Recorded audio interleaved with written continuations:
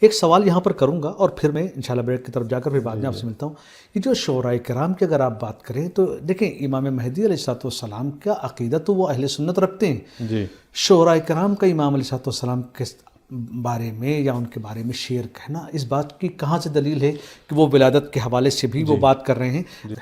جب وہ اپنے اشعار میں امام مہدی کی ولادت کا ذکر کرے تو اس وقت ہم کیا کہیں گے؟ تب بالکل بات واضح ہو جائے گی. جی ہاں، یہ جو میں نے جس شاعر کا نام لیا اور اسی طرح جناب جامی کا اور عطار نشہ پوری کا اور وہ جناب ابو الفضل کا، یہ وہ لوگ تھے کہ جنہوں نے اپنی نظموں میں اپنے اشعار میں امام مہدی کا نسب اور ان کی ولادت کا ذکر سبحان اللہ سبحان اللہ، بہت عمدہ بہت عمدہ.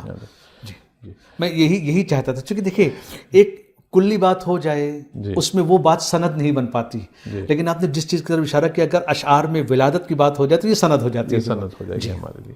یعنی یہ بزرگان ہیں اہل تسنن کے اور شاعر بھی ہیں اور علماء بھی ہیں. سبحان اللہ. اور ہم پچھلے پروگراموں میں کہہ چکے ہیں کہ مکتب اہل سنت کے اندر یہ دونوں عقیدے چلے آ رہے ہیں. صحیح. لیکن عام طور پر بتایا وہی جاتا ہے ایک طرح کا عقیدہ، اور یہ وہ عقیدہ ان کے اکابر کا کہ جو ہم شیعوں کے ساتھ ہمراہ ہے اسے نہیں بیان کرتے کہ ان کے اندر ایسے بھی اکابر گزشتہ زمانوں میں گزرے اور اب بھی شاید ہوں گے کہ جو کہتے ہیں کہ ہاں شیعوں کی بات درست ہے اور وہ امام جو ہے وہ موجود ہے اور زندہ ہے اور حضرت نوح کی مانت طول عمر رکھتا ہے اور اللہ تعالیٰ قادر ہے ہر چیز پر. عیسیٰ بھی زندہ ہیں، وہ بھی طول عمر رکھتے ہیں. جہاں عیسیٰ طول عمر رکھتے ہیں، جہاں حضرت خضر طول عمر رکھتے ہیں، جہاں حضرت الیاس کا عقیدہ بھی ہمارے مسلمان مسالک کے اندر ہے کہ وہ زندہ ہیں، اور حضرت نوح کی 2500 سال کے قریب عمر مبارک کا جو ہے وہ ذکر ہوتا ہے. تو وہاں تعجب کی بات ہے اگر کوئی کہے کہ یہ ناممکن ہے کہ امام مہدی پیدا ہو چکے ہوں اور اب تک زندہ ہوں.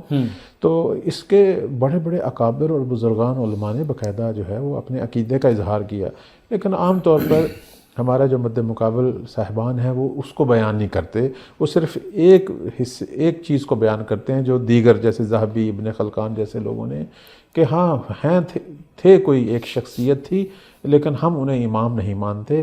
امام وہی ہیں جو آخر الزماں میں پیدا ہوں گے اور جو ہے وہ ظہور کریں گے. البتہ یہ مانتے ہیں سارے کہ وہ حضرت علی اور حضرت فاطمہ زہرا سلام اللہ علیہما اور اسی طرح پیغمبر اسلام صلی اللہ علیہ وآلہ وسلم کی نسل مبارک سے ہیں اور امام حسین علیہ السلام کی نسل مبارک سے ہیں.